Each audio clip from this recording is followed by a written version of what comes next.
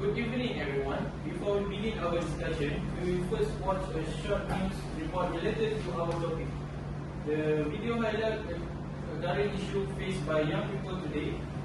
The government proposed to raise the minimum age for social media users from 30 to 16. Please pay attention to the fact, cause, and possible effect mentioned in the report, because later we will discuss and share our notes together. Now, listen to the audio. The Malaysian government is considering raising the minimum age for social media users from 13 to 16. That proposal raised today as officials look to tackle harmful online content and violence in schools.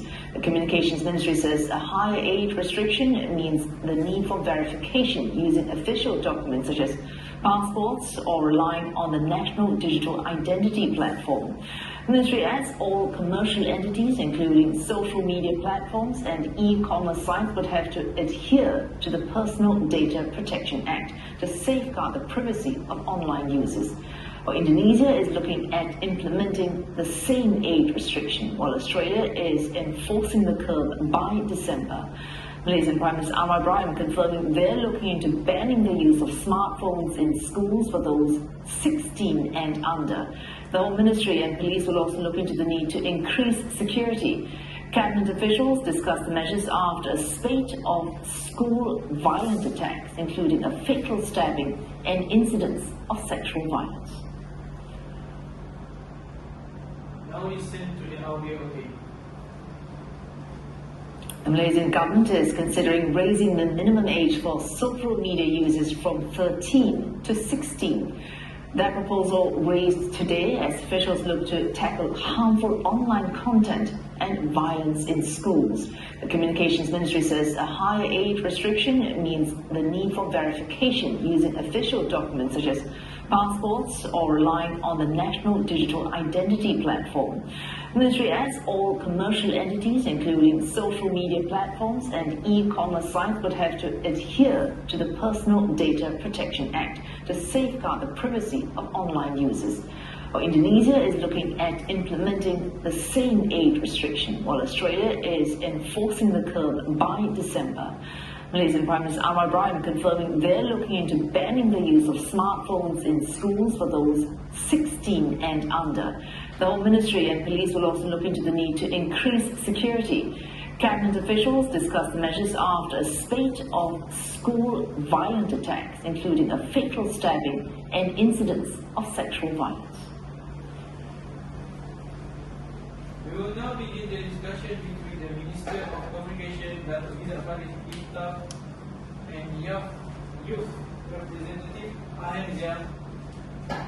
The topic is, should Malaysia raise the minimum age for social media users from 30 to 60? Alright, thank you for the moderator and good evening to her and Sia. Alright, the government is seriously considering raising the minimum age for social media users. Recent report shows that sharp rise in cyberbullying and anxiety among teenagers under 16. We believe young users need more time to develop the emotional maturity before facing the pressure of the online platform. This policy aims to protect and is not to restrict them. Okay, good evening to moderator and Ezzat. I understand your concern, sir, but from a young perspective, raising the age limit might be too extreme. Social media isn't only about entertainment, but it's also a space where we learn, communicate, and even build our confidence. If we completely restrict it, we might miss out digital skills that are essential for our future. Wow, that's a fair point, huh? But the reality is, many young teens spend hours scrolling, comparing themselves to others, and end up feeling inferior and depressed. there are studies showing that heavy social media use before 16 can affect sleep, focus, and mental health. So, should we slow things down for their own safety? True. But for me, if banning or delaying access won't solve everything, teenagers can still lie about their age, and it happens all the times. Instead of raising the age, why not we focus on education and digital literacy? Teach us how to manage screen time and protect ourselves online. Alright, education alone takes time. Parents may not always monitor their children effectively, and technology evolves faster than policy. We need immediate protective measure. If we raise the age limit, it buys us time to spread awareness campaign and safety programs. I see your point, sir, but perhaps there are middle ground. What if we keep the current age limit but require parental consent or create young more versions on social media apps? This way, younger teens can still use them, but under supervision and with limited features. That's an interesting suggestion. Each platform cooperate to verify age and provide safer versions. It might balance both freedom and protection. But it will require strong cooperation between the government, parents, and the tech company. Actually, sir, the goal isn't to keep young people offline, but it is to make sure we are mentally ready and well guided. If this collaboration works, I believe we can reduce online harms without cutting off access completely. I agree with you, Ha. Perhaps we can combine our ideas, such as raise the age for unsupervised access to 16, but allow supervised access with parental or school approval. In that way, safety and learning go hand in hand. That sounds reasonable. It respects both of the government's intention and the young rights to grow in the digital world. I think that young people will support if we properly inform about the reason behind the change. Then, let's work together to make that happen. Education, awareness, and regulation, all three must move together if we want a safe and a smart digital generation. Thank you, Bo. Now let's move on. If the government decides to raise the minimum social media age, how can this policy be implemented effectively? Implementation will be a complex part. We must first work with social media companies to verify user age more accurately. Right now, anyone can lie about their birthday, so we need an AI-based verification system or check through national IDs. That sounds good, sir. But don't you think that privacy could become an issue? Many young people might feel uncomfortable when they are sharing their personal data online. Maybe we can design a system that protects identity but still verify age safely. Excellent point, huh? Yes, privacy is a real concern. That's why the Ministry plans to collaborate with the Cyber Security Agency to ensure that all data is encrypted and used only for verification. The goal is to protect and is not to monitor. I appreciate that clarification, sir. Besides verification, we also need education campaigns. Nowadays, many students don't realize the emotional effect of overusing social media. If groups include digital well-being lessons, we can teach them responsible early and the moral values even before age 16. Absolutely. The government has already discussed integrating a digital safety module into the national curriculum.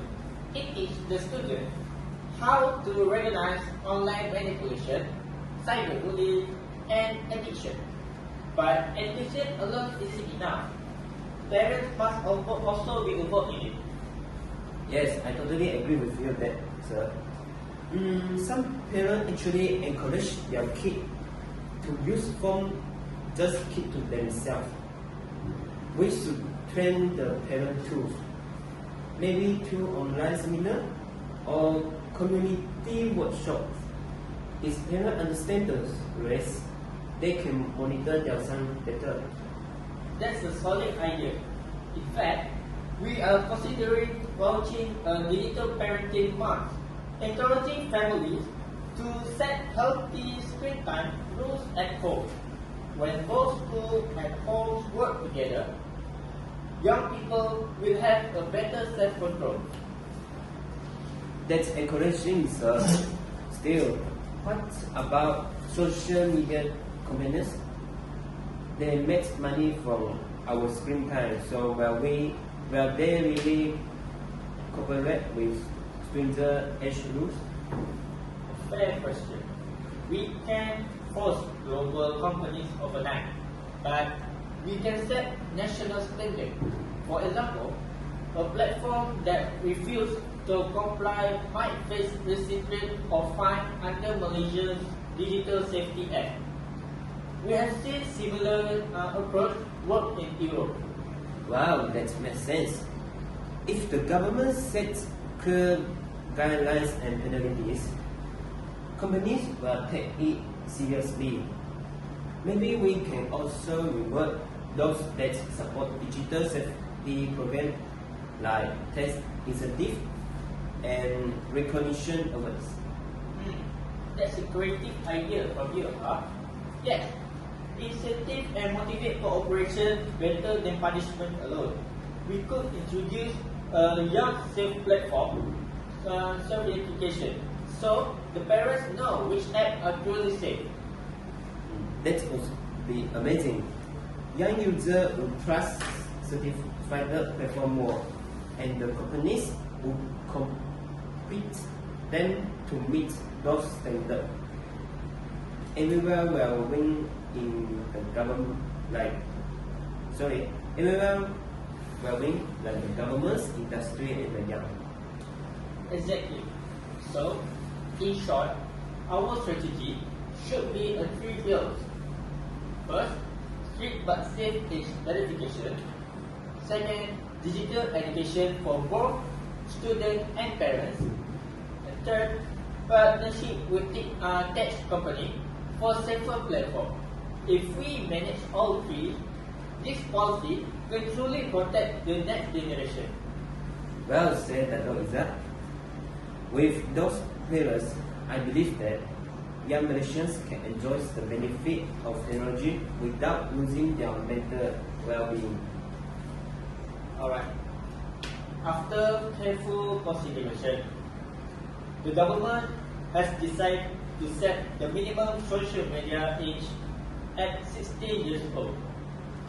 This decision balances both freedom and safety. We understand that technology connects people, but young users need protection from cyberbullying, fake news, and addiction. And as the young representative, I fully support this decision. We have seen how social media can influence emotion and self-esteem, especially among teenagers. Now, we are open for the questions. Therefore, some parents say this policy might be hard to enforce. What steps will the government take to make sure it is effective? Well, that's a good question. The ministry will collaborate with social media companies to strengthen the age verification system. We will also launch the national campaign called Safe Digital Start to guide parents and children on online responsibility. What's your message to young Malaysians who disagree with this decision? I would say that this isn't about limiting your voice. It is about empowering you to use social media wisely. Use the extra time before 16 to develop real-world skill, creativity, and critical thinking. Social media will still be there, but you will be stronger and smarter when you join it that time.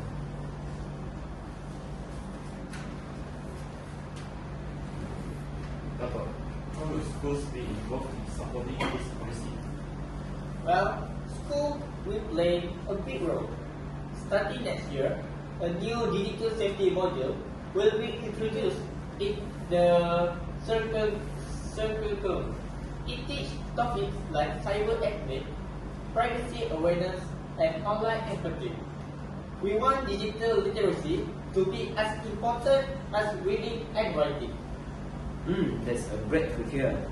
I also hope that young clubs and NGOs can collaborate to hold digital wellness camps, because it is fun and interactive program that teach balance between online and offline life. Excellent idea from you, huh? In fact, the ministry will open grant for young initiatives related to digital well-being. Young people like you, can take the lead in shaping a safer online community. Before we close, any final word from both of you? Yes. I would like to remind everyone who sees the video. Technology is powerful, but self-control is more powerful. Let us make the social media a space that connect, not divides.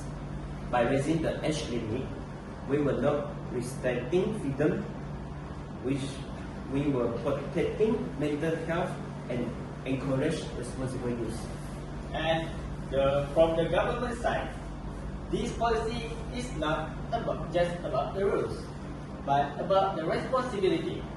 Together, we can raise the generation of smart, safe, and ethical digital citizens. Thank you, Dr. Ezzat, for your insightful collaboration. This includes our session on raising the minimum social media age, balancing freedom and protection. Thank you, Dr. Ezzat. Dr. Ezzat. Okay, thank you, Manisha. And thank you everyone for attending. things.